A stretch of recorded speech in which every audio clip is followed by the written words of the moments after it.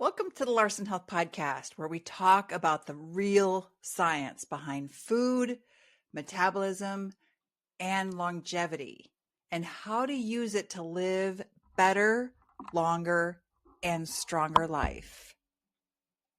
Today's episode is about one of the simplest and most powerful levers we have to prevent disease. It's controlling blood sugar and ditching the ultra-processed food. If you take one thing away from this episode, it's this: frequent blood sugar spikes and the engineered foods that cause them are silently driving nearly every chronic disease we see today, from type 2 diabetes to heart disease to cognitive decline. And the fix? It's beautifully simple. Eat real food, reduce your glucose spikes, and use smart metabolic tools like ketogenic eating or intermittent fasting when appropriate. So let's dive into the science of why this matters so much, why blood sugar control matters. Because the modern grocery aisles are full of what I call frankenfoods, right? These are the ultra processed, hyper engineered products designed to keep you eating more. They spike your blood sugar fast. They keep your insulin high. And over time, that constant roller coaster does real damage. Sugar slows your metabolism down and it increases your hunger hormone. You're hungrier, you're gaining weight, you can't burn the fat, and your metabolism is slower. So it totally screws you up. And then it produces these like specific kinds of fat cells in your belly called adipocytes, which are producing adipocytokines, which are inflammatory compounds. So you're basically having a fire in your belly, spewing out all this inflammation throughout your body. It lowers your hormones. For males, their testosterone drops way down, their sex drive and sexual function goes down. For women, we get all types of hormone dysregulation. It affects our brains. You get increased cortisol and adrenaline with sugar, and cortisol causes literally shrinkage of your hippocampus, which is the memory center. So it's just bad news. Elevated glucose doesn't just affect your waistline. It drives oxidative stress.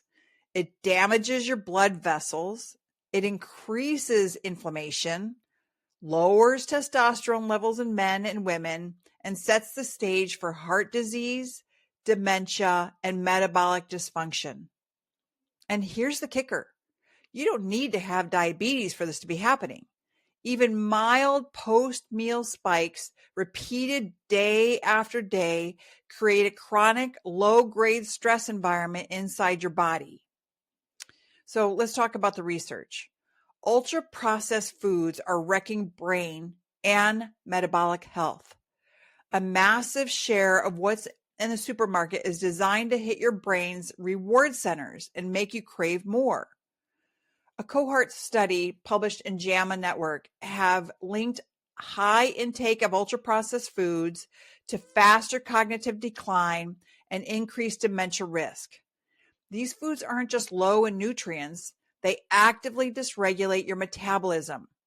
When your meals constantly spike glucose and insulin, the brain and body lose their ability to respond properly. That's when inflammation, weight gain, and insulin resistance start taking over. So high blood sugar drives disease even without diabetes. Research in the Journal of the American Heart Association and PubMed Central shows that both fasting hypoglycemia and post-meal glucose surges directly increase cardiovascular risk. Now, my father died of a heart attack, so I'm consciously aware of this. And I can't tell you, I love sugar if I don't change my ways, right? So if I stop eating sugar for at least a month, my taste buds change to savory. And especially during the Halloween time, and there's all this candy everywhere, and there's Reese's peanut butter cups, or there's Snickers. all of that stuff is ultra processed, high fructose corn syrup, which is inflammatory. There's so much junk in all this stuff. You can make it at home. You can make peanut butter cups at home, and they're fabulous. And you can use all kinds of great ingredients. Check out my website at larsonhealthweightloss.com, and you can find amazing recipes to make a keto style peanut butter cup that'll be so delicious and you will love it. Allulose is a great sweetener that you can use, or allulose with monk fruit extract. It doesn't spike your glucose levels. And then you get to enjoy some sweet snacks that are not going to damage your body. So these swings in the sugar levels and the glucose levels create oxidative stress and vascular damage. And the same underlying mechanisms that fuel heart attacks, strokes, and even some cancers. So lowering your glucose variability, not just your fasting glucose, it's a huge win for protecting long-term health. So keto style or keto, I'm having a brain cramp for what it's called, but it's when you're actually getting some more vegetables. So instead of doing like a 50 grams of carbs, you're doing more like a 70 grams of carbs. And that all comes from your vegetables. So keto and fasting as metabolic reset tools. I'm going to talk about that. So they actually help reverse this pattern of glucose spikes and insulin resistance and more. So keto style, you go on, you go off, you go on, you go off, but you basically are eating protein, vegetables, and fruit because fruit has fiber in it. I typically will only eat berries. I sometimes have a banana, but I can tell you that it really does help to not have a lot of sugar, especially if you are having a lot of belly fat. Because that is just driving more inflammation throughout your body, and it takes time to get rid of that. So you need to be patient and work on it for several months to actually bring down the inflammation, and just eating protein, vegetables, berries, get some keto, get some good fellas for your body, like some kefir, you can use that, or 100% Greek yogurt, unsweetened Greek yogurt. Get inorganic if you can. These things will help with your ketobiotic and helping you get to a healthier place. So let's talk about what actually helps reverse that pattern of the glucose spikes. A well-formulated ketogenic diet or periods of fasting can reset your metabolism, and you can do both at the same time. They lower circulating insulin, they increase fat burning, and raise ketone levels, which your brain loves as an alternative level. Now, I hear a lot of people are doing all these shots, and that's a quick fix, but I can tell you that it eats away the muscle in your body, and muscles are the longevity master for your life. So if you're lifting weights, you need to lift weights. Your bones start to decrease, women, as we get older because we don't have the muscle strength. Jump training is really important. I thought like we didn't need jump training. It was really bad for our knees, but in fact, it actually helps our bones. So make sure that you're lifting some weights, even if you just start with a soup can. Start there. Look for stuff that's aftermarket weights. They're all over the place that you can find somebody's weights. During COVID, people bought a bunch of weights. Now they're not using them anymore. So you can find all kinds of weights out there for a really low price. So insulin increases your fat burning and raises the ketones, which your brain loves. And clinical trials have shown that improvements in HbA1c, your fasting insulin, your triglycerides, and even cognitive scores in people with mild cognitive impairment when ketones are present. So it's early but exciting science. These tools help restore metabolic flexibility, your body's ability to switch between glucose and fat for fuel. So let's talk about exogenous ketones. This is a big thing that people are talking about. And is it helpful? Maybe, but it's not a magic bullet. So you've probably seen ketone drinks or powders claiming to boost your brain power, but here's the truth. They can raise ketone levels quickly and may have benefits for cognitive or athletic performance, but the results are mixed. They're not a replacement for doing the real work, changing your diet and lifestyle. Think of them as an experimental add-on, not a foundation. So keto plus resistance training muscle gain is possible. So one of the biggest misconceptions is that you can't build or maintain muscle on a ketogenic diet. But the research from PubMed and Biomed Central shows that when protein intake is sufficient and resistance training is part of the plan, lean mass can be preserved and sometimes even increased. The key is getting enough protein and giving your body time to adapt to using fat and ketones efficiently. So I can tell you that typically what I start off with is I'll start off with a half a cup of cottage cheese and a half a cup of plain Greek yogurt. I'll put in some frozen berries that will melt over time before I have my breakfast around 10 or 11. And I'll put in a half an avocado for some healthy fat. I'll put in some chia seeds, which really, once you start drinking water, it just fills up your belly. And all of this, what that causes, and then I also put a protein mix in. I put in some Himalayan tartary buckwheat, which shows that it has a lot of food for your stomach, feeds the good guys in your stomach. So I'll put that in my breakfast. It's a big breakfast, but I typically don't eat dinner. I don't eat again until like 3 or 4 o'clock, and that's my dinner. And so I get 2 meals a day. I could tell you what this week I had was we had some grilled chicken tenders and we had some zucchini that we grilled. And so I had that, or I had some salad left over from book club. I used that instead. I had made some organic apples, and we had we made a gluten-free crust with almond flour and grass-fed butter and pasture-raised eggs. And it was a delicious I had a tiny little piece, and it was made with allulose with monk fruit. And so it didn't spike my sugar levels. And it was just a nice little dessert to have after my lunch dinner at 3 or 4 o'clock, at like 3:30, 4 o'clock is when I was having it. And so I had the chicken and I had the salad and I had, or the zucchini the day before, and, whatever's in season. So we just got some butternut squash, and we'll make some butternut squash soup. It doesn't have any sugar. It actually has, all awesome ingredients. So if you guys want to see it, the recipe's on my website at larsonhealthweightloss.com. So the practical plan that I want to share with you is what you can do tomorrow. Let's bring it home with actionable steps. Okay. Audit your groceries. If it has a long ingredient list, then with seed oils and added sugars, emulsifiers, or natural flavors, it's probably engineered, not real food. Aim for foods without labels, like vegetables, fatty fish like salmon, sardines, eggs, avocados, nuts, extra virgin olive oil, and quality meats like grass-fed meats, or pasture raised. Pasture raised is ideal, but when it's wintertime, they're not going to be eating out in the fields. So make sure that it's grass-fed and grass-finished meats, or pasture raised, so that they can have the quality.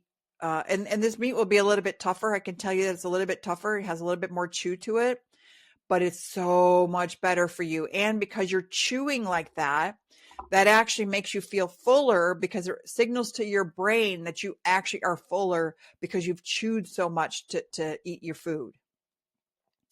And lower your refined carbs and added sugar first. So cut your sugary drinks, cut your sweets, cut your white flour snacks like donuts and cakes and Wonder Bread, or whatever white bread you're getting that's at the grocery store.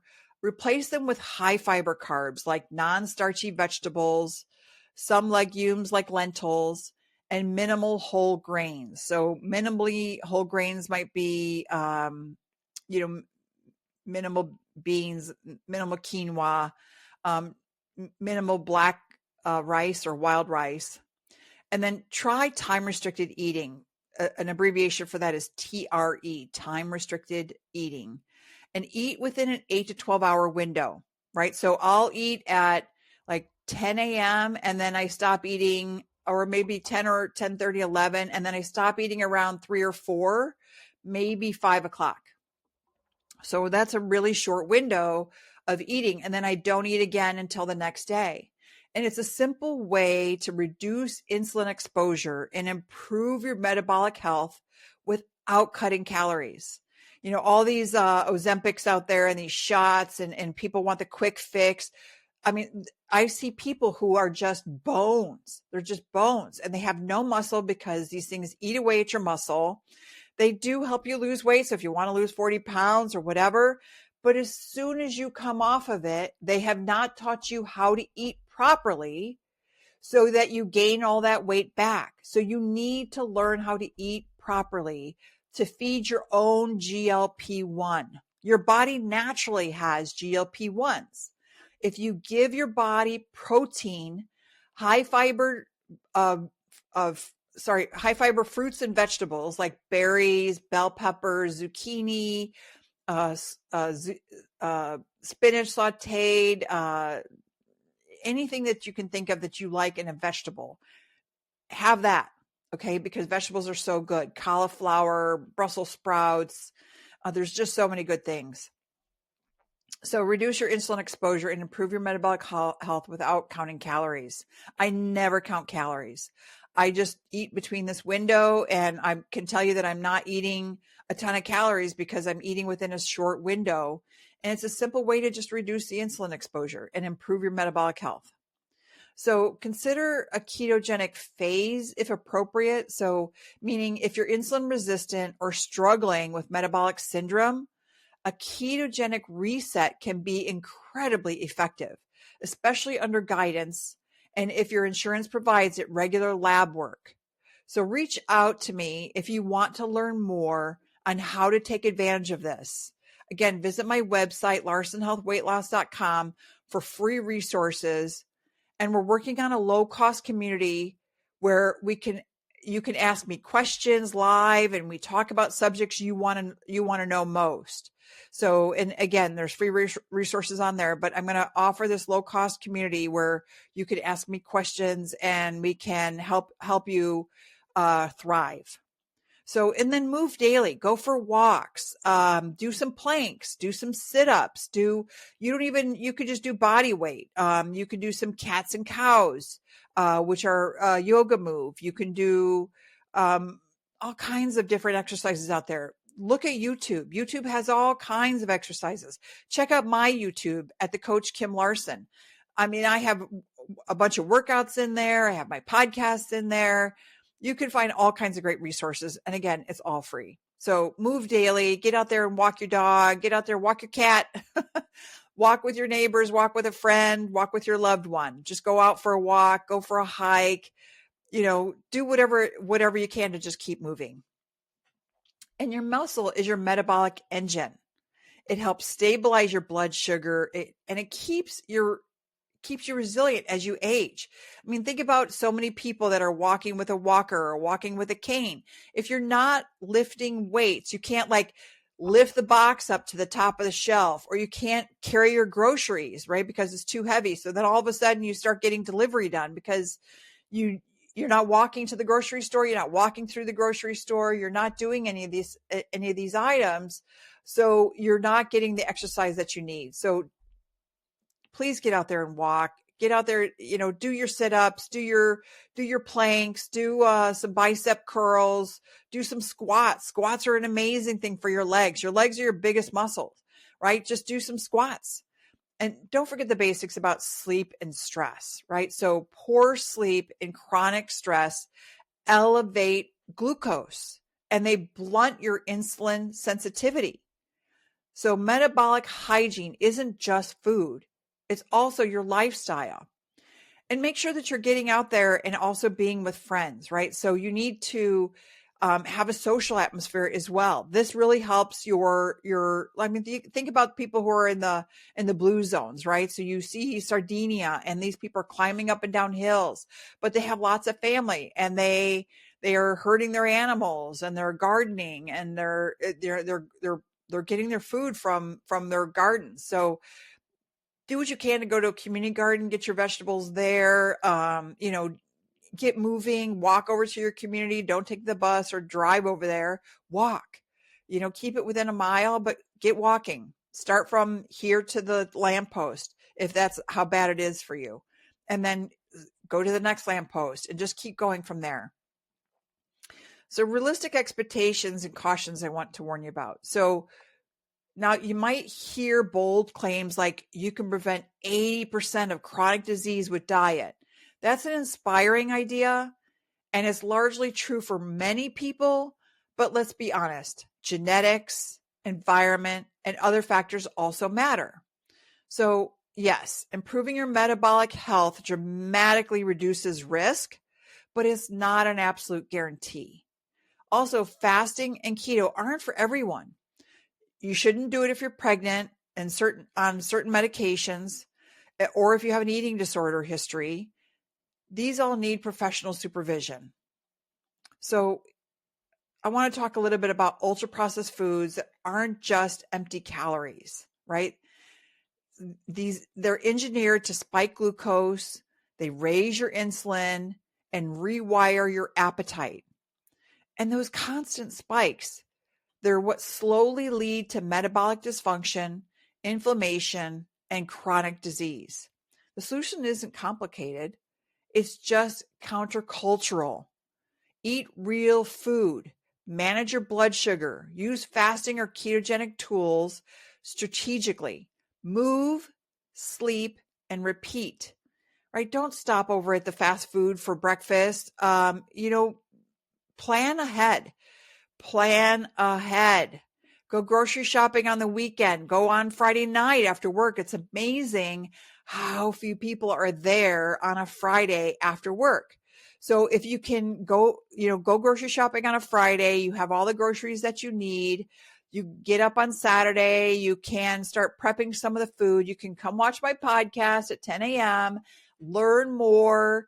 Go to LarsonHealthWeightLoss.com and get some fabulous recipes that are so delicious and make some of those recipes. I have glass. Do not microwave in plastic, please. Plastic, when you microwave in plastic, it puts all those plastic particles into your food, which then you ingest. They're finding plastic in your brain, in your bones, all over in your bloodstream. And this is so toxic. It causes so much inflammation. Make sure that you get glass containers or heat up in an iron skillet so that you get the beneficial iron from it. Just heat it up there. Microwaves are just depleting all the nutrients out of it. If you can, use a toaster oven to heat up your food, or like I said, cook it with an iron skillet and just heat it up. It does not take long. It's probably 5 minutes to do it. But once you've done all your cooking, like we made a bunch of chicken tenders, and then we made some chicken thighs with the skin and bone. Then we made a bunch of green beans, and we made some zucchini. We'll make some butternut squash soup because my husband's parents are coming up today with his sister. And so we want to make sure that we have some food if they want to come by and enjoy the food. So you just need to make sure that you are planning around your week. So I have started a new job and I'm working Monday through Friday, 7:45 to 4:15. I bring my breakfast, and again, it has frozen berries in there, and I don't want to be crunching on frozen berries. So I put it aside, and I make it at around, I might make it the night before, or I'll make it in the morning. It doesn't take long to make it. I have these frozen berries in the fridge that we had gotten from the summer. We got some frozen blueberries, raspberries, organic blackberries, and we just put them right into some Cleanomic bags. They're not plastic bags. They're just made with vegetables and whole foods. And we'll put it in those, and we'll freeze them, and I'll just pop them into my bowl along with my cottage cheese and my Greek yogurt, plain Greek yogurt.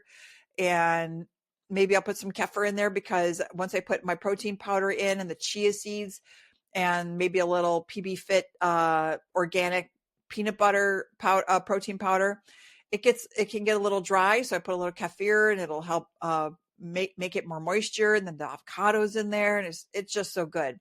Now sometimes I'm in a little rush in the morning and I have my husband get up earlier so he can help me make my breakfast, but it really does help to make it the night before. So I get home from work and I'll clean my dishes from the lunches that I had at work, and then I'll make my breakfast. I'll put it in the fridge along with my lunch for the next day.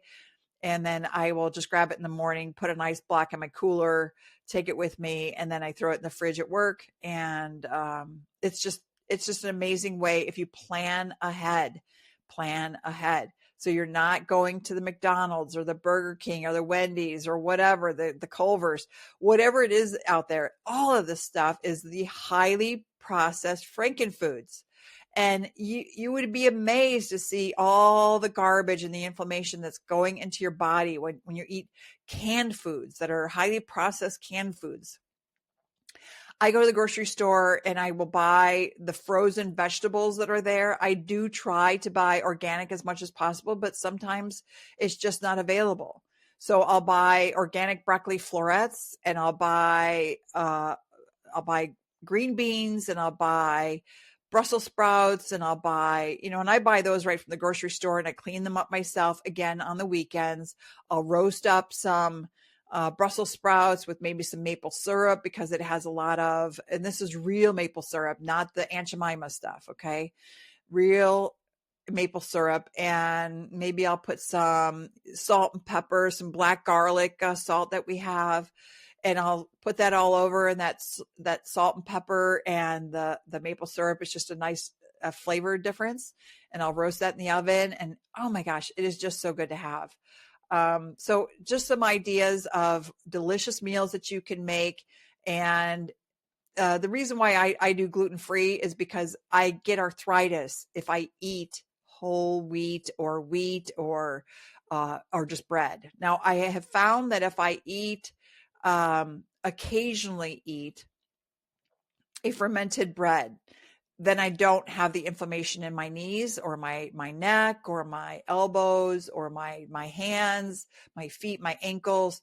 I just don't have the inflammation. So it could work for you. A lot of people might need to eat a low inflammatory, anti-inflammatory diet, which is very similar to a ketogenic diet, or a, Mediterranean diet that is anti-inflammatory. So just make sure that you are paying attention to what you're consuming. Don't buy the dozen donuts, because I could tell you that at work, our manager bought the donuts. I would cut a donut in half and I had a half a donut. If it's there, I love it. So I just don't have it at home. I try to avoid it as much as possible. Somebody bought Reese's peanut butter cups and the little pumpkins. And I was like, oh my God, I love that stuff.